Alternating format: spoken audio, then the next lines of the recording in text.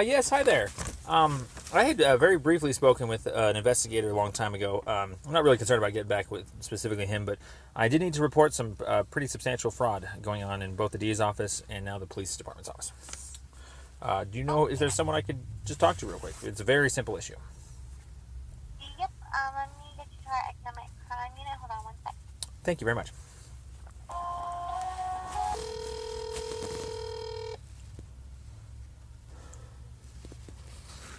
Economic crime unit, may I help you?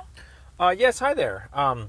My brother and I had briefly spoken with a deputy or a district attorney earlier on this issue, but it's such a basic issue I could just start over. Now that I've gotten back the reports from the Internal Affairs and OIM for Denver Police, I'm reporting up the chains fraud. And now that we have more people kind of jumping on that bandwagon, I need to report potentially what can be considered conspiracy to commit this type of crime. We have 4 or 5 people now. And I'm sorry, sir, I'm not sure I understand what, give me a little background Oh, on okay. this. I know, yeah. Wording is always backwards on these things. It's very basic. My brother and I were at DU a couple months ago.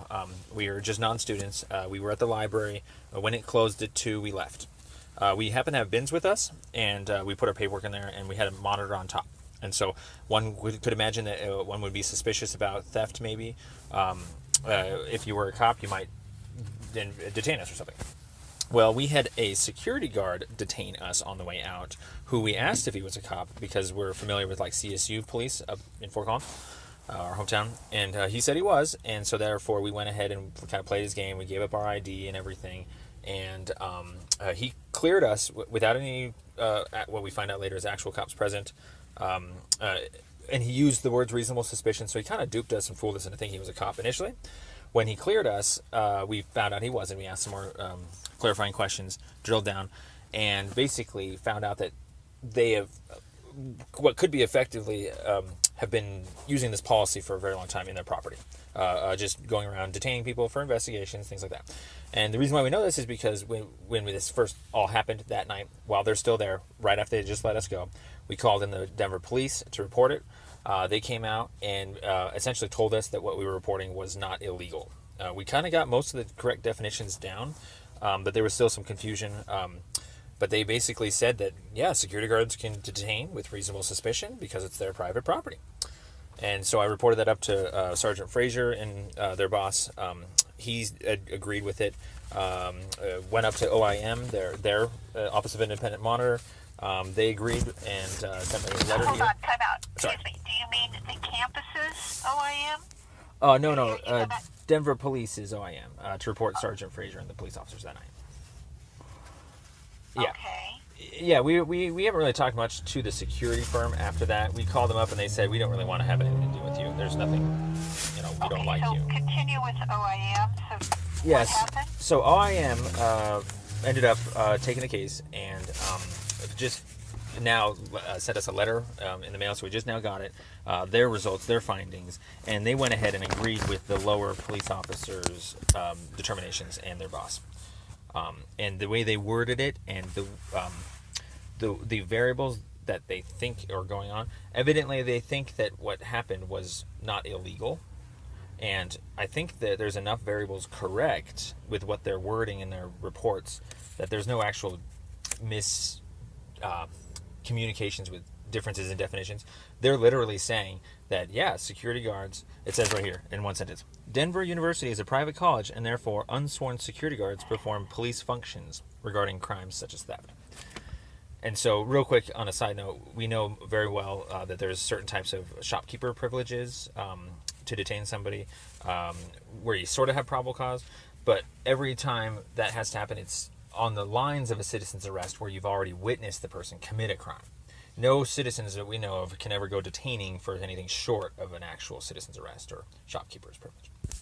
And so here we just had a regular security guard just simply detain us, thought he was a cop. If we knew he wasn't a cop, we would have just kept walking because we don't like to give our names out to people we don't have to and stuff like that. And so we have the whole entire thing on audio because we know how to take things pretty quickly once things go awry. You just, pull out our phones real quick. I don't think you're in the right place And so, for this. We would not be looking at a complaint against OIM, basically, or against DU in that way. I think maybe you want the city attorney's office. well, actually, District attorney. no, it's good that you mentioned that because we need to get down to the brass tacks.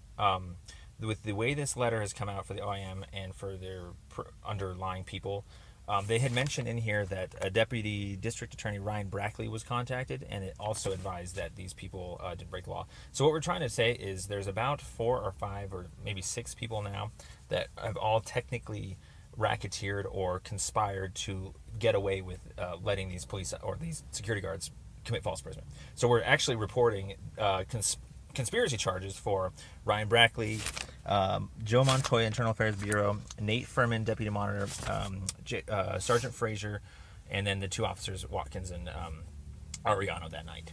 And then the 2 security guards that still need to be arrested for false imprisonment and impersonation. So that's why we're reporting it to you now, is because you have dirty people in all of your sectors up to you now. So, if you guys don't want to touch this, we can go somewhere. Well, we'll keep going. I mean, like, you know, we have a recording of the whole Sir, incident. I need to see further where this would go. So if you give me your name, please, and a phone number, then I can get back to you. Sure, That absolutely. works, absolutely. Thank you. And also, too, we're still trying to go down the police side to get their side fixed, like talk to the mayor now. That's the next chain up. But based upon the evidence, it's moved past some internal policy issues to what we think are statutable violations committed by both the police and even the DA here that was talked to about it. So, but yes, if you could possibly just look into this, it's extremely serious, we think. The name's William Montgomery. And your brother's name? And his is David Montgomery. Okay, and you're William. So what's your phone number, William? And you can reach me here at 970-825-4421. And for some reason I can't answer that. I have a voicemail number. Okay. And that's, all right, very good. I was going to say, no, I have a voicemail number in case you can't get that through to that one. Oh. I'm sorry. Oh, okay, And what's that number? And that's 970-412-5463. Yeah, if you're not the right department, that's fine. We're just trying to find out where to report all these things and get people fired if they don't follow policies and statutes and so forth. So we don't want these people in office if they're not doing their jobs. So simple as that. Okay, very good. So, Thank you so much. Thank Bye-bye. you. Take care. Bye-bye.